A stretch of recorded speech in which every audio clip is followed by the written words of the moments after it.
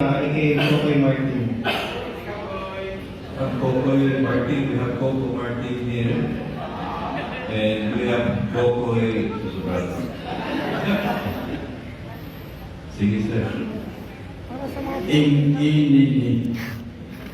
I just want to say thank you to our Konsehal Bonz Militar for giving this opportunity to stand here before you.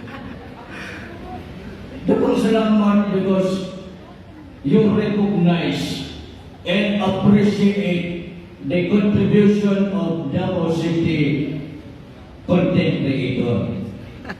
It is with great honor and pleasure to stand here.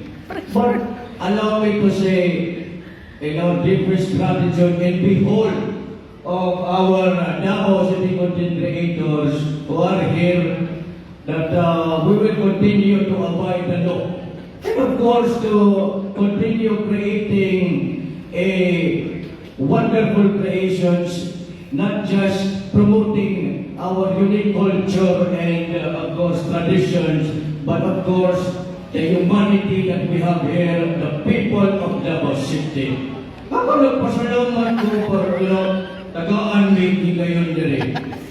And to all my fellow content creators, ito lang ang masabi ko. Kung hindi maganda ang content, stop it. Masisira ang buhay nyo. So, pahali ko kayo. Thank you so much and God bless sa inyong lahat po. Thank you po. Thank you, Kokoy Martin.